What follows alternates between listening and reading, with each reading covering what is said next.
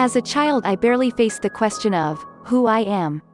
Even school did not force me to critically review this question. It was the pressure of university exam and then my winter depression that eventually manifested as anxiety of death, creation, sins, hell and heaven. I was scared of sleeping at night, as I was scared of dreams and nightmares, and felt things are out of my control. Finally, a psychotherapist advised me to look into philosophy books to learn. More detailed story is that he initially told me to start a business, make money, and get myself busy, but after seeing my confusion he sent me after books. I went to the bookstore right away and bought a few books. Reading those books was a rough ride. Questioning the basics and leaving them without any final answers was like an earthquake shaking my wholesomeness.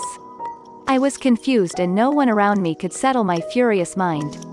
It was all happening in my head, though my body was experiencing symptoms like poor appetite, stress and restlessness, and lately dizziness and lightheadedness. The earthquake was settled after a few weeks of restlessness and craving for clarity. My mind calmed down and accepted that I couldn't certainly believe in any theory and interpretation about my existence, who I am and what this world is all about. I should mention that the change from gray winter to colorful spring also contributed to such settlement. But does it really matter to go after a question like, who am I? Is this question really important? A quick answer would be, not really. You should get a job, and pay your soon-coming bills. A more digested answer would be, yes, it would give a perspective to your entire life and it would be a basis to judge, make decisions and take actions. In my case, the answer was connected to the core of my beliefs, the world and the ethic of my actions. Each of us is going through a society every single day that runs on legal rules and emotional feedbacks that judge our actions and our words and sometimes our hidden thoughts.